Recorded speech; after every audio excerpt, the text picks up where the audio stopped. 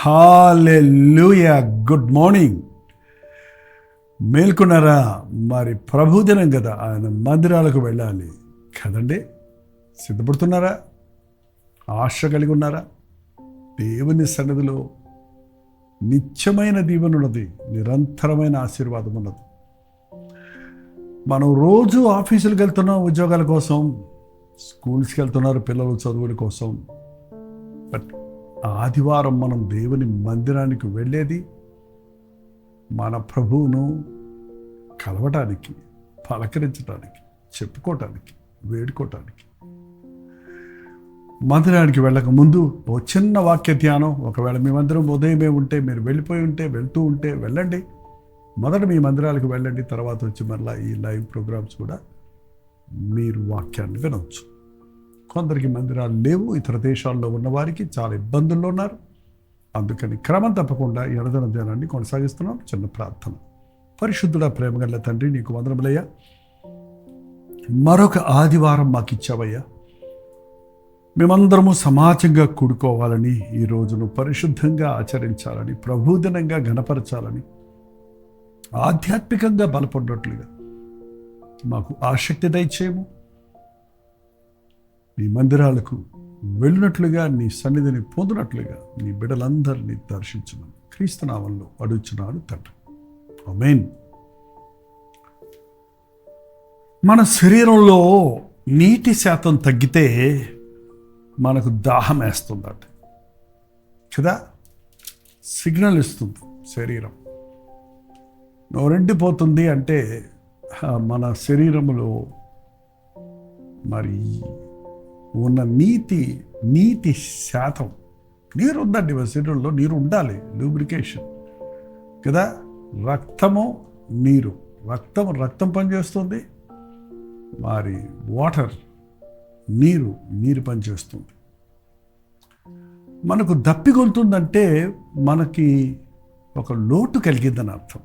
ఒక నీటి కొరకైన దాహం. ప్రభు అన్నాడు కదా, నీతి కొరకు ఆకలి దప్పుకోగల వారు ధన్యులు, వారు తృప్తిపరచబడతారు. శరీరం కోసం ఆకలేస్తుంటే ఆకలి కేకలు పెడద్దట. దప్పికేస్తే ఆ దాహం అనేది సిగ్నల్ ఇస్తుంది. అలాగే మనం ఆధ్యాత్మిక జీవితంలో ఎదుగుతున్నప్పుడు మన జీవితాల్లో ఆధ్యాత్మికమైన తృష్ణ కలగాలి. దేవునితో మాట్లాడుకొని చాలా కాలమైంది, చాలాసేపు అయింది. దేవుని మాటలు విని ఆధ్యాత్మిక బలం పుంజుకోవాలి. ఆకలేస్తుంది వాక్యం కొరకు అనే వారిని, వాళ్ళ స్పిరిచువల్ పీపుల్ అనబడిన వారిని చూడగలుగుతున్నామండి. మనకు ఆరోగ్యం సరిలేనప్పుడు, మందగిల్లినప్పుడు ఆకలి వెయ్యదు. అలాగే కొందరు ఆధ్యాత్మికంగా బలహీనులైపోయినప్పుడు వారికి ఆ దేవుని గురించిన ఆ తృష్ణ లేదు. మనం ఆరోగ్యవంతులుగా ఉంటే ఆకలి దంచుద్దండి. కొంతమందికి ఆకలి ఏదంటారు, కారణం మేబీ వాళ్ళకి లివర్ ప్రాబ్లం ఉందో, స్టమక్ ప్రాబ్లం ఉందో. అలాగే మనకు దేవుని కొరకైన ఆసక్తి లేకపోతే, వాక్యం కొరకైన ఆకలి లేకపోతే మన ఆధ్యాత్మిక జీవితంలో సరిలేమనే అర్థం. సరిగా ఉన్నవాడు పరుగులెడతాడు ప్రభు సన్నిధికి. కీర్తన 42లో దుప్పి నీటి వాగుల కొరకు ఆశపడినట్లు, దేవా నీ కొరకు నా ప్రాణము ఆశపడుచున్నది. నా ప్రాణము దేవుని కొరకు తృష్ణగొని ఉన్నది. జీవము గల దేవుని కొరకు తృష్ణగొని ఉన్నది. దేవుని సన్నిధికి నేను ఎప్పుడు వచ్చేదని, ఆయన సన్నిధిని నేను ఎప్పుడు కనబడదనని తహతహలాడుతుంటామండి. దుప్పి నీటి వాగుల కొరకు ఆశపడినట్లు, దుప్పికి ఆ నీటి కొరకు దాహం వేసినప్పుడు అది ఎంత వేగంగా పరిగెడుతుందంటే, వెతుకుతుందంటే. దుప్పి పరిగెడుతున్నప్పుడు దూరంలో ఎండమావులను చూసి అవి నీళ్ళలాగా ప్రవహిస్తున్నటువంటి దృశ్యాలు కనపడ్డప్పుడు వాటి కొరకు పరిగెడుతుందట. అది ఎంతసేపు పరిగెడితే అంత ముందుకు వెళ్ళిపోతుంటాయి. ఆ ఎండమావులు నిజమైన నీరు కాదు కదా. అందుకని ఎంతో కష్టంగా ఎక్కడ దొరికే వరకు పరిగెడుతుంటుందండి. దానికి నీరు కావాలి. మనకు కూడా నేనిచ్చు జీవజలము త్రాగువాడు మరెన్నడూ దప్పిక కొనడు అన్న జీవజలం ధారలు మనకు కావాలి. ప్రభువులో మనకి తృష్ణ తీరుతుంది, దాహం తీరుతుంది. దాహం అంటే ఒక గాఢమైన వాంఛ, దేవుని కొరకైన ఆశ. పాపం కొరకు చూడండి, వాళ్ళు ఎంతగా పాప దాహంతో ఉన్నారు మనుషులు. ఆ సమరయ స్త్రీ వ్యభిచార దాహంతో ఉంటుంది, ధనదాహం కొంతమందికి. ఆ డబ్బు డబ్బు డబ్బు డబ్బు కోసం పరిగెడుతుంటారు, ఆ శరీరేచ్ఛలు తీర్చుకోవడానికి పరిగెడుతుంటారు, ఆ పాపపు స్థలాలకి పరిగెడుతుంటారు. ఎంత యుక్తిగా ప్రయత్నిస్తారో, ఎంత చురుగ్గా దాన్ని శ్రద్ధగా వెతుకుతారో అన్నది. పాపమును చూచినప్పుడు ప్రభు బిడ్డలమైన మనకి ఆధ్యాత్మికమైన తృష్ణ ఉండాలండి. ఇక్కడ ఈ మాటలు చెప్తుంది దావీదు కాదు, కోరాహు కుమారుడు. ఎవరు ఈ కోరాహు? కోరాహు, దాతాను, అభిరాములు మోషే మీద తిరగబడ్డారు. దానికి పర్యవేక్షణంగా భూమి నెరలు విడిచి వారిని వారి సమూహములను మిగివేసింది. బట్ కోరాహు కుమారులు ఎక్కడి నుంచి వచ్చారు? తమ తండ్రి పాపములో వారు పాలుపంపులు పొందలేదు. వారు తిరుగుబాటు చేసినప్పుడు వారి కుమారులు ఏకీభవించలేదు. మరి వారి ఇద్దరు ముగ్గురు అన్నది క్లియర్గా వివరంగా లేదు, కానీ వారు తండ్రితో ఏకీభవించని మూలాన, మోషే ఆజ్ఞలను శిరసావించే వారిగా ఉన్న మూలాన, ఆధ్యాత్మికమైన జీవం కలిగిన వారిగా ఉన్న మూలాన వారు తప్పించుకున్నారు ఆ భయంకరమైన శిక్షను. అంతేకాదు తర్వాత వారు దేవుని మందిరంలో పాటలు పాడేవారిగా, వాయిద్యాలు వాయించేవారిగా, సంగీతమును స్వరకల్పనలు చేసేవారిగా మారిపోయారు. హల్లెలూయా. మన తల్లిదండ్రులు సరిలేనంత మాత్రాన మనము అలాగే ఉండాలి, మన కర్మ, మన తలరాత అనుకోవాల్సిన అవసరం లేదండి. మీరు చేసే నిర్ణయం మీ జీవితాన్ని దీవెనలోనికి లేక శాపంలోనికి నడిపిస్తుంది. ఇదిగో వెలుగు, ఇదిగో చీకటి, ఇదిగో జీవం, ఇదిగో మరణం, మీకేది కావాలో కోరుకోమని ప్రభువు ఉన్నాడు కనుక. అందరూ ఏదో చేశారనో, ఎవరో ఏదో చేశారనో, మన పితరులు అలా చేశారనో మనము అలాగే చేయాల్సిన అవసరం లేదు కదా. ఏది యుక్తమైనదో, ఏది రమ్యమైనదో, ఏది న్యాయమైనదో, ఏది సత్యమైనదో, ఏది మేలైనదో దానిని మనం ఎన్నుకోవాలి. దేవుని సన్నిధిని మించినది మరొకటి ఈ లోకంలో ఏదీ లేదండి. There is no substitute to the presence of God. ఆయన సన్నిధిలో ఉన్న ఆనందం, ఆశీర్వాదం, ఆ సంతృప్తి, ఆ సమాధానం, ఆ దీవెన మరి ఎక్కడ మనం సంపాదించుకోలేము. ఆదివారం ఉదయమే లేచి దుప్పి పరిగెత్తినట్టు దేవుని మందిరాలకు పరిగెత్తేవారు ఎంతమంది ఉన్నారండి? ఒక ట్రైన్ క్యాచ్ చేయడానికో, ఒక ఫ్లైట్ పట్టుకోవడానికో పరుగులు పరుగులు పరుగులు చేస్తారు కదా. ఒక్క నిమిషమే లేట్ అయినా ట్రైన్ కదిలిపోద్ది, కౌంటర్ క్లోజ్ చేస్తారు. కానీ దేవుని మందిరం వెళ్ళేటప్పటికీ ఆ నిర్లక్ష్యం, ఆ అలక్ష్యం ఈ రోజున అది నీ ఆధ్యాత్మిక మందస్థితిని చూపిస్తుందండి. ఈ రోజుల్లో కొంతమంది భక్తి కలిగిన వారి బిడ్డల గురించి చెప్తారు. మాకంటే ముందు మా బిడ్డలు లేచి సిద్ధపడి డాడీ రండి చర్చికి వెళ్దామని పిలిచే స్థాయికి వారు ఆసక్తి కలిగి ఉండటం ఎంత ఎంత అదృష్టపడ్డది. చిన్నపిల్లలు చూసి నేర్చుకోవాలి మనం. ప్రతిరోజు స్కూల్కి వెళ్ళి బోరు కొట్టి ఆదివారం ఎప్పుడు వస్తుందా అని కనిపెడుతుంటారంట కొంతమంది పిల్లలు. సండే స్కూల్కి వెళ్ళాలి. మరి దేవుని బిడ్డలమైన మనం ఎంతగా దేవుని మందిరాన్ని ప్రేమిస్తున్నాం, దేవుని సన్నిధిని ప్రేమిస్తున్నాం, దేవుని కొరకు పరుగులెడుతున్నాం. నా ప్రాణము దేవుని కొరకు తృష్ణగొని ఉన్నది, జీవము గల దేవుని కొరకు తృష్ణగొని ఉన్నది. ఏ దేవుడు అండి? జీవము కలిగిన దేవుడు. We are worshipping a living god, the living god. ఒకే ఒక్కడైన సజీవుడైన క్రీస్తును మనం ఆరాధిస్తున్నాం. నా దేవుడు సజీవుడు, నా దేవుడు మరణమును జయించిన వాడు, నా దేవుడు ప్రభు నా కొరకు పరలోకమును సిద్ధపరిచి ఉన్నాడు. నా ప్రభు తిరిగి వస్తాడు, ఆయన ఉండే స్థలములోనికి నన్ను తీసుకుని వెళతాడన్న విశ్వాసం కలిగిన వారు ఎప్పుడెప్పుడా అని అగ్గంగలాడుతూ దేవుని సన్నిధి కొరకు ప్రాకులాడుతూ ఉంటారు. మందిరంలోకి వెళ్ళటం ఎంత గొప్ప భాగ్యమో. అక్కడ ఎవరు మనల్ని పట్టించుకోకపోయినా, అక్కడ మనకేమీ అర్థం కాకపోయినా, ఆయన మందిరావరణంలో ఆయన సన్నిధి ఉంటుంది కనుక మన హృదయాలకు స్పందన దొరుకుతుంది, మన మనసుకు నెమ్మది కలుగుతుంది. మనకు తెలియకుండానే దేవుని మందిర ఆవరణలో పరిశుద్ధాత్మ సంచారం ఉంటుంది కనుక, దేవుని ఆత్మకార్యాలు జరుగుతాయి కనుక, మనకు తెలియకుండానే దేవుని సందులో ఉండగానే మన శరీరములలో స్వస్థత కలుగుతుంది. ఆయన సన్నిధిలోనికి వెళ్ళగానే మనలో ఉన్న బలహీనతల నుంచి విడిపించబడతాం. ఆయన సన్నిధిలో సంపూర్ణమైన సంతోషం ఉంది. ఎందుకు వెళ్ళాలి మందిరానికి అని అడగండి, వెళ్ళకపోతే ఏమని అనుకోని ఊరుకోకండి. ఆయన మందిరావరణను చూడాలనే ఆశ నీలో లేదంటే, ఇలా ఇదే ఆశ దావీదుకు కూడా ఉంది. చూడండి, అది ఇదే ఆశ దావీదుగా ఇక్కడ కూడా కొరహ కుమారులే రాశారు. కీర్తన 84, కీర్తన 42, ఆ కీర్తన 44 పూర్తిగా చదవండి. ఈరోజు 2వ వచనంలో, దేవా యెహోవా మందిరావరణను చూడవలనని నా ప్రాణం ఎంతో ఆశపడుచున్నది, అది సొమ్మసిల్లుచున్నది.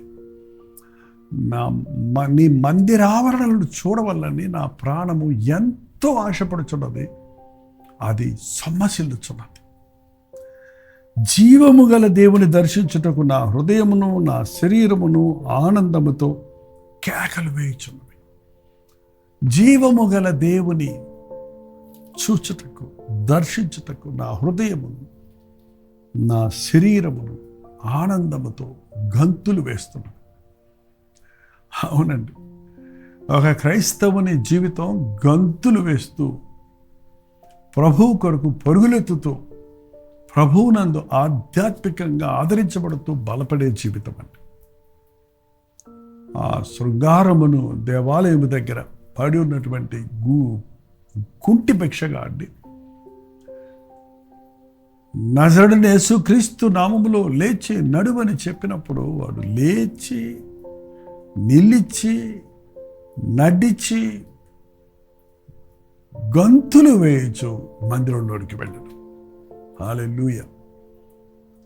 దేవుని యొక్క స్వస్థత పొందినవారు, మేలును పొందినవారు, రక్షణ పొందినవారు ఆదివారం అయిందంటే పడకలు విడిచి లేవండి, నడవండి మందిరానికి. జనులు దేవుని మందిరమునకు వెళ్ళుదము రండని జనులు నాతో చెప్పినప్పుడు నేను సంతోషించి తిని అన్నాడు దావీదు. నువ్వు ఒక్కడ వెళ్ళటం కాదండి, మీ ఇంటి వారందరినీ సిద్ధపరచు, మీ ఇరుగు పొరుగు వారిని ఆహ్వానించు. రండి దేవుని మందిరమునకు వెళదాం, ఆయన చిత్తాన్ని ఎరుగుదాం, ఆయన వాక్యాన్ని విందాం, ఆయన సన్నిధిలో మన హృదయాలు కుమ్మరించుకుందాం, ఆయన ఇచ్చే దీవెనలు పొందుకుందాం. ఆయన్ని ఆరాధించడానికి ఆయన మందిరంలోనికి వెళుతున్నాం. దిష్టి బొమ్మల్లో కూర్చొని వచ్చేయడానికి కాదండి, అక్కడేదో లెంపలేసుకొని లేక సిలువేసుకొని రావడానికి కాదండి. అక్కడ నా దేవుని సన్నిధిలో ఆయన ముందు నిలబడితేనే చాలు. నా నడినెత్తి నుండి అరికాలు వరకు నా పరిస్థితి అంతా ఎరిగిన దేవుడు తన హస్తమును చాపి నన్ను స్వస్థపరుస్తాడు, నా హృదయ వాంఛలు తీరుస్తాడన్న విశ్వాసంతో మీరు దేవుని మందిరానికి వెళితే ఖచ్చితంగా మీకు తెలియకుండానే యూ విల్ బి బ్లెస్డ్. క్రమంగా దేవుని మందిరానికి వెళుతూ ఉన్నవారిని, వస్తూ ఉన్నవారిని మా సంఘంలో గమనిస్తాను. ఎట్టి పరిస్థితుల్లో వారు ఒక్క ఆదివారం కూడా మిస్ అవ్వరు, ఉపవాస ప్రార్థనలకు తప్పక వస్తారు. అటువారి కుటుంబాల్లో చూసినప్పుడు వారికి ప్రమోషన్లు వస్తున్నాయి, వారి బిడ్డలు మంచి రక్షణలోనికి వెళ్తున్నారు, వారి బిడ్డలకు మంచి భవిష్యత్తు కలుగుతుంది, వారి చదువుల్లో వర్ధిల్లుతున్నారు, వారు సాక్ష్యం కలిగి ఉంటున్నారు. ఇంకా చెప్పాలంటే అటువంటి విశ్వాసుల కుటుంబాల్లో అనవసరమైన రోగాలు, విపత్తులు, ఆపదలు, నష్టాలు లేకుండా దేవుని కంచె ఉన్నదన్నది వారు దినదినాభివృద్ధి పొందుతూ ఇంకనూ అభివృద్ధిలోనికి వెళ్తున్నారన్నది కనులర అక్షరాల చూస్తున్నామండి. దేవునిని ప్రేమించేవారిని ఆయన ఆస్తికర్తలుగా చేస్తాడు. ఆయన్ని ఘనపరిచేవారిని ఆయన ఘనపరుస్తాడు. ఆయన సన్నిధిలో కనబడిన వారిని ఊరక పంపడు. ఆయన సన్నిధిలో కనబడాలని వెళ్ళి అక్కడ నిలబడి నువ్వు అడక్కముందే నీ యందు ప్రీతి చెందిన ప్రభువు నీ ప్రతి అవసరతను తీరుస్తాడు. రండి మరి మందిరానికి వెళ్దాం. దేవుని సందులో మన హృదయాలు కుమ్మరించుకుందాం. ప్రార్థన. పరిశుద్ధుడ ప్రేమగల తండ్రి, ఎవరెవరు ఎక్కడెక్కడి నుంచి ఆయన ఈ ప్రార్థనలో ఏకీపిస్తున్నారు, దేశముల్లో మందిరాలు లేక ఆయన వాక్యం కొరకు కాచుకున్న వారితో కొద్ది నిమిషాల మాటలు వారికి ఆశీర్వాదకరంగా ఉండటానికి ప్రతి ఒక్కరూ ఆయన ఈ ఆదివారం నీకు ప్రాముఖ్యతనిచ్చి వాక్యముతో నీ దినచర్య ప్రారంభించటమే కాక నీ ఆలయానికి వెళ్ళి నీ బిడ్డలతో కలిసి నిన్ను ఆరాధించుకున్నటకు, గణపరచుటకు, నీవు చేసిన మేళ్లను బట్టి సాక్ష్యం ఇచ్చుటకు సహాయం చేయు. క్రీస్తునామంలో అడుగుచున్నాను తండ్రి. ఆమేన్. తండ్రి అయిన దేవుని యొక్క ప్రేమయు, కుమారుడైన క్రీస్తు యొక్క కృపయు, ఆదరణకర్త అయిన పరిశుద్ధాత్మ యొక్క సహవాసం కూడి వచ్చిన మనందరికీ ఇప్పుడు సదాకాలం తోడయుండునుగాక. ఆమేన్. మీ ప్రార్థన వసతుల భారాలు 954041 నెంబర్కి, మీరు ఇతర దేశాల్లో ఉంటే 9100 నెంబర్కి తెలియజేయండి. మీ పక్షంలో ప్రార్థించడానికి నేను ఎప్పుడూ సిద్ధంగా ఉన్నాను.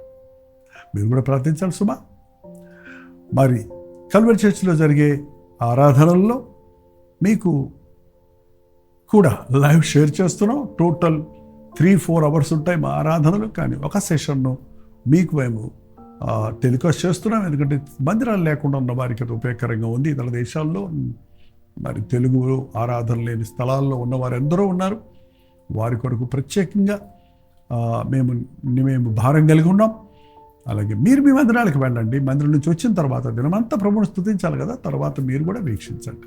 మీరు వీక్షిస్తలేదు చాలామంది. రోజు వాక్యం వింటున్న మీరు ఆదివారం కూడా దేవుడు మీకు ఏం మాట్లాడతాడో అన్నది మీ మందిరంలో మాట్లాడిన దానికి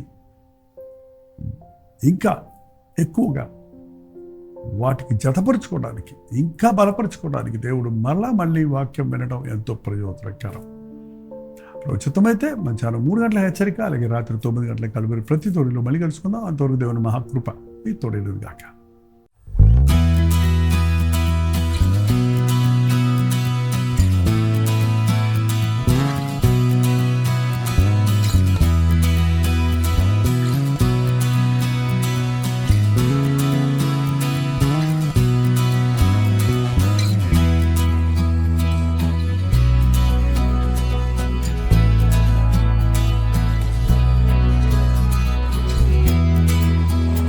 హల్లెలూయా.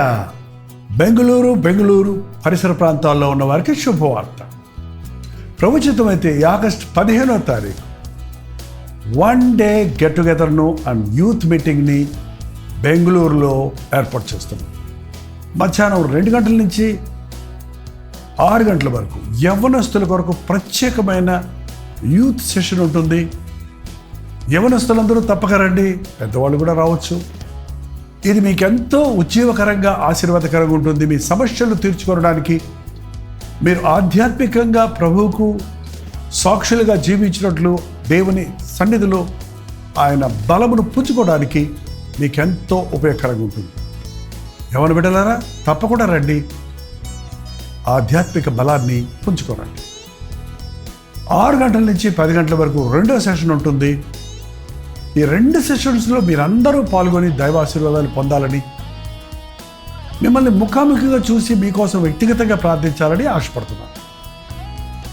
2వ సెషన్ అయిన తర్వాత వ్యక్తిగతంగా ప్రార్థించడానికి సమయం చాలటం లేదు కనుక, మొదటి సెషన్ అయిన వెంటనే వ్యక్తిగతంగా మీ కొరకు ప్రార్థన చేయడానికి నేను సిద్ధంగా ఉంటాను. మీరు సమయానికి వచ్చినట్లయితే ఖచ్చితంగా మీ కొరకు ప్రత్యేకంగా ప్రార్థన చేయడానికి నేను అందుబాటులో ఉంటాను. చిరునామా గమనించండి.